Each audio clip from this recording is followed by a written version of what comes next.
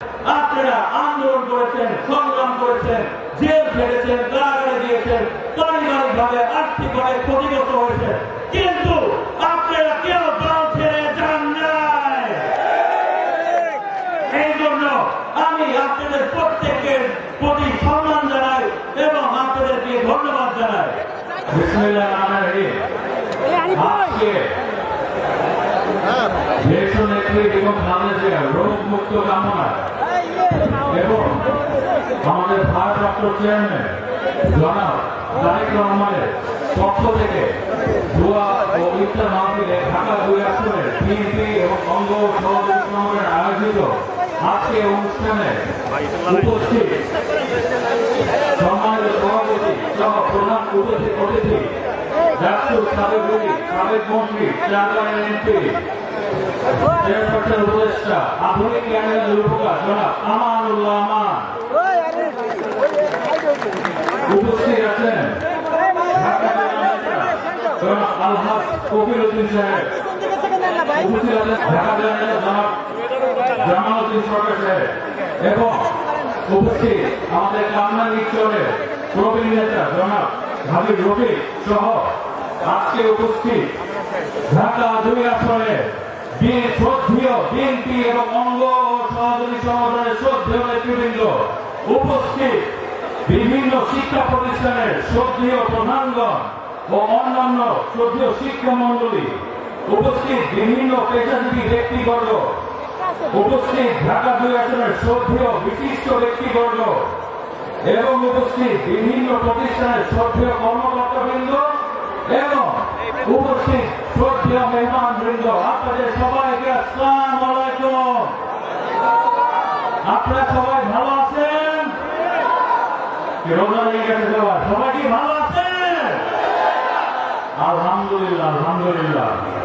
ভাইরা, আজকে এই দোয়া ও ইফতার মাহফিলে এখানে বিএনপি প্রতিষ্ঠাকালীন সময় থেকে যারা শ্রম দিয়েছে, যারা পরিশ্রম করেছে, প্রতিষ্ঠাকালীন সময় থেকে এখানে আপনাদের মধ্যে অনেকজন উপস্থিত আছে। আবার বিএনপি প্রতিষ্ঠাকালীন সময় থেকে যারা শ্রম দিয়ে যত কাজ করেছে তাদের মধ্যে অনেকজন আবার ঢাকা বিভাগের মৃত্যুবরণ করেছে। আমরা তাদের সবার আত্মার মাতৃত্ব কামনা করছি এবং যারা অসুস্থ আছে তাদের সুস্থতা কামনা করছি। ভাইয়েরা, আপনাদের কাছে আমার প্রশ্ন, বাংলাদেশে এই 52 বছর ইতিহাসে বাংলাদেশে যতগুলো ক্রান্তিক সভা গিয়েছে, সংকটময় সভা গিয়েছে, কোন পরিবার সবসময় বারবার জনগণের কাছে দাঁড়িয়েছে? জিয়া পরিবার সবসময় মানুষের বাইরে দাঁড়িয়েছে। 1971 সালে যখন মানুষ দিকে দিক সিদ্ধান্ত পাচ্ছে না, তখন চট্টগ্রামের কালুঘাট বেটা কেন্দ্র থেকে শহীদ রাষ্ট্রপতি জিয়া রহমান স্বাধীনতার ঘোষণা দিয়েছিল, ঠিক কিনা? এবং তখন তার ঘোষণার পর সমস্ত সংগ্রাম শুরু হয়, তাই না? তারপর মুক্তিযুদ্ধ হয়। মুক্তিযুদ্ধে আমাদের অসংখ্য ভাইয়েরা শহীদ হয়েছে। 30 লক্ষ শহীদ, 2 লক্ষ মা বোনের ইজ্জতের বিনিময় আমরা পেয়েছি স্বাধীনতা এবং সেই স্বাধীনতা শহীদ রাষ্ট্রপতি জিয়া রহমানের ঘোষণার মাধ্যমে কিন্তু আমরা পেয়েছিলাম, ঠিক কিনা ভাইয়েরা? তারপর বিএনপি যখন ক্ষমতায়, তখন স্বৈরশাসক এরশাদ অস্ত্রের জোরে ক্ষমতা দখল করে, তখন গণতন্ত্র বিপন্ন হয়। তখন এই জিয়া পরিবার থেকে বিএনপির চেয়ারপারসন দেশনেত্রী বেগম খালেদা জিয়া দীর্ঘ 9 বছর আপসহীন আন্দোলনের মাধ্যমে বাংলাদেশে গণতন্ত্র কিন্তু আবার ফিরে এনেছিল, ঠিক কিনা? তখন আপনারা জানেন অনেকে শহীদ হয়েছে, ডক্টর মিলন শহীদ হয়েছে, জিহাদ শহীদ হয়েছে, নূর হোসেন শহীদ হয়েছে, এইভাবে অনেকেই শহীদ হয়েছিল গণতন্ত্র পুনরুদ্ধার করার জন্য। তারপর আপনারা দেখেন এই যে আওয়ামী লীগ, যারা স্বৈরশাসক সরকার যারা ছিল, তারা কিভাবে দিনের ভোট রাতে দিয়ে ক্ষমতা দখল করেছিল এবং ক্ষমতা দখল করে রাতারাতি সংবিধান পরিবর্তন করে তারা কি করলো? তাদের অধীনে নির্বাচন হবে, তারাই নির্বাচন হবে এবং তারাই ক্ষমতায় আসবে, এই ব্যবস্থা করেছিল না?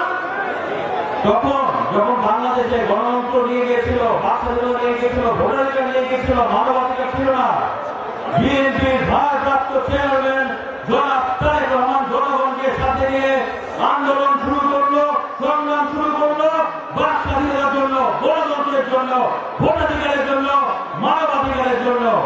এবং সেই আন্দোলনে আপনারা জানেন যে আমাদের নেতা জনাব ইলিয়াস আলী গুম হয়, আমাদের নেতা জনাব চৌধুরী আলম গুম হয়, ছাত্ররা সুমন গুম হয়, এইভাবে অসংখ্য আমাদের নেতা কর্মী গুম হয়েছে।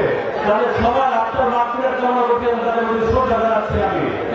এই আন্দোলনের পরিসমাপ্তি ঘটে ছাত্রদল আন্দোলন মধ্য দিয়ে, যেখানে হাজার হাজার ছাত্রদল শহীদ হয়, আমাদের রিয়াজ শহীদ হয়েছে, যেখানে নারী, শিশু, বাচ্চা, ছোট শিশু থেকে শুরু করে বিভিন্ন পেশাজীবী মানুষ শহীদ হয়েছে। তাদের সবার আত্মার মাতৃকার কামনা করতে এবং তাদের প্রতি শ্রদ্ধা জানাচ্ছি।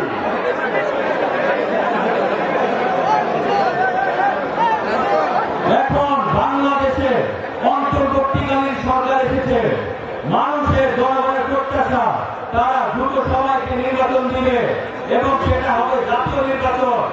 এবং ইনশাআল্লাহ আল্লাহ ইচ্ছায় বিএনপি এই জাতীয় নির্বাচনের মাধ্যমে ক্ষমতায় আসবে ইনশাআল্লাহ। আপনারা জানেন যে আমাদের নেতা তারেক রহমান 31 দফা পেশ করেছে, জানেন না সবাই? এই 31 দফার মধ্যে উল্লেখ করেছে যে এই দীর্ঘ 16 বছরে যে যে দল রাজপথে আন্দোলন সংগ্রাম করেছে তাদেরকে নিয়ে আমরা বিএনপি ক্ষমতা আসলে একটি জাতীয় সরকার গঠন করবো ইনশাআল্লাহ। আপনারা জানেন দীর্ঘ 16 বছরে আমাদের নেত্রী দেশের নেত্রী বেগম খালেদা জিয়া একজন সাবেক সেনাপ্রধানের স্ত্রী, একজন প্রেসিডেন্টের স্ত্রী ছিলেন, একজন সাবেক 3 প্রধানমন্ত্রী। তাকে দীর্ঘ 6টি বছর কারাগারে মিথ্যা মামলাদের মিথ্যা সাজা দিয়ে রেখেছিল। পুরা দেশের জনগণের প্রত্যাশা ছিল, চিকিৎসকরা বলেছিলেন যে তাকে বিনা চিকিৎসা দেওয়ার জন্য, কিন্তু তাকে মৃত্যুর দিকে ফেলে দিয়েছিল। আল্লাহর রহমতে উনি এখন চিকিৎসা নিচ্ছেন। আপনারা সবাই দোয়া করবেন আমাদের নেত্রী দেশের সুস্থ হয়ে আমাদের মাঝে আবার ফেরত আসে, ঠিক আছে ভাইরা? এবং আপনারা আরাফাত রহমান কবর আত্মার মাগফিরাত কামনা করবেন সবাই এবং দোয়া করবেন তার জন্য। ভাইরা দীর্ঘ 16টা বছর আপনারা এখানে আমাদের বিএনপি এবং অঙ্গ সহযোগী সমাজের নেতৃবৃন্দ, আপনারা এখানে যারা যারা আছে, আপনারা আন্দোলন করেছেন, সংগ্রাম করেছেন, জেল খেটেছেন, কারাগারে দিয়েছেন, পারিবারিকভাবে আর্থিকভাবে ক্ষতিগ্রস্ত হয়েছে, কিন্তু আপনারা কেউ দল ছেড়ে যান নাই। এই জন্য আমি আপনাদের প্রত্যেকের প্রতি সম্মান জানাই এবং আপনাদেরকে ধন্যবাদ জানাই। আপনারা দলের দুর্দিনে ছিলেন, এখন আছেন এবং ভবিষ্যতে আল্লাহ আমাদের বিএনপি ক্ষমতায় আসছে। আপনাদেরকে নিয়ে, আপনাদের মাধ্যমে যেখানে যে উন্নয়ন হবে, এই ঢাকা 2 আসন, কেরানীগঞ্জ, সামনেচর, সাভারের 3টা ইউনিয়ন নিয়ে এই ধরনের উন্নয়নমূলক কাজ হবে। প্রত্যেকটি উন্নয়নমূলক কাজ আপনাদের পরামর্শে, আপনাদের নিয়ে আমরা ইনশাআল্লাহ করবো ইনশাআল্লাহ। আপনারা শ্রদ্ধেয় নেতৃবৃন্দ এতদিন আন্দোলন সংগ্রাম করেছেন, এখন দলের জন্য কাজ করেন, সামনে এগিয়ে যান এবং নির্বাচনের জন্য সবাই প্রস্তুতি নেন। এবং মনে রাখবেন আমাদের প্রত্যেককে ঐক্যবদ্ধ থাকতে হবে, একসাথে থাকতে হবে, কি ঠিক না? মনে রাখবেন সুদৃঢ় ঐক্যই রুখে দিতে পারে সকল ষড়যন্ত্র। অতএব সবাইকে ঐক্যবদ্ধ হয়ে একসাথে থাকতে হবে। বিএনপির ভারপ্রাপ্ত চেয়ারম্যান জনাব তারেক রহমান উনি বলেছেন কোন এলাকায় চাঁদাবাজি চলবে না, কোন এলাকায় মাদক চলবে না, কোন এলাকায় জুলুম করতে পারবেন না, কারোর উপরে মানুষের জমি দখল করতে পারবেন না। কারণ মনে রাখবেন বিএনপি হচ্ছে ভালো মানুষের দল, আপনারা ভালো মানুষ, আমরা ভালো মানুষের রাজনীতি করি এবং আমাদের দলের রাজনীতি হচ্ছে জনগণের উন্নয়ন ঘটানো। অতএব সবাই এই দিক নির্দেশনের সামনে এগিয়ে কাজ করবে, ঠিক আছে ভাইরা? এবং আপনারা জানেন যে প্রতিদিন সরকারের যে খুনি হাসিনা সরকারের দোষরা ছিল, তারা এখন বিভিন্নভাবে আমাদের দলে ঢুকে চাঁদাবাজি অপকর্মে লিপ্ত আপনারা এইভাবে প্রত্যেককে সজাগ থাকবেন এবং সচেতন থাকবেন, ঠিক আছে ভাইরা? আপনারা জানেন যে হচ্ছে গিয়ে সন্ত্রাস, চাঁদাবাদ মুক্ত, নারী নির্যাতন মুক্ত, মাদক মুক্ত একটি শিক্ষিত উন্নত দেশ আমরা গড়ে তুলব সবার সহযোগিতা নিয়ে। এই জন্য আমাদের ভারপ্রাপ্ত চেয়ারম্যান যারা তারেক রহমান যে 31 দফা দিয়েছে সেটা বাস্তবায়নের জন্য আপনারা সবাই একটা ঐক্যবদ্ধ হয়ে কাজ করবেন এবং সহযোগিতা করবেন, ঠিক আছে? আমি বিশ্বাস করি এবং জানি যে আপনারা সবাই মিলে ঐক্যবদ্ধ হয়ে এই ঢাকা 2 আসনকে যেভাবে একসাথে রেখেছি, আমাদের ঢাকা 2 আসন আমরা ইনশাআল্লাহ সবাই মিলে একটা রোল মডেল হিসেবে গড়ে তুলব, যেখানে পুরো বাংলাদেশের মানুষ, অন্য মানুষ আমাদেরকে ফলো করবে, আমরা ভালো কাজ করবো ইনশাআল্লাহ। আসুন আপনারা সবাই গ্রামে গ্রামে পিঠে আপনারা যারা আছেন আপনারা সবাই একসাথে ঐক্যবদ্ধ হয়ে আমাদের নেতা যারা তারেক রহমানের নেতৃত্বে আমরা একটা সুন্দর বাংলাদেশ গড়ে তুলি, একটি বাংলাদেশকে আমার তারেক রহমানের নেতৃত্বে একটা নতুন অধ্যায় নিয়ে যায় ইনশাআল্লাহ। সবাই একসাথে কাজ করবেন। ধন্যবাদ ধন্যবাদ। শেষ করে যে আজকে এই দোয়া ও ইফতার মাহফিল যারা আয়োজন করেছেন, যারা সহযোগিতা করেছেন, বিগত কয়েকদিন ধরে আপনারা কষ্ট করছেন, আপনারা শ্রম দিয়েছেন, আপনাদের প্রত্যেককে আমি কৃতজ্ঞতা প্রকাশ করছি আপনাদের পক্ষে এবং আমি আপনাদের প্রত্যেককে ধন্যবাদ জানাচ্ছি। আপনাদের সুন্দর করে আপনি আমাদের আয়োজন করছেন, আপনাদের সবাইকে ধন্যবাদ জানাচ্ছি কষ্ট করেছেন।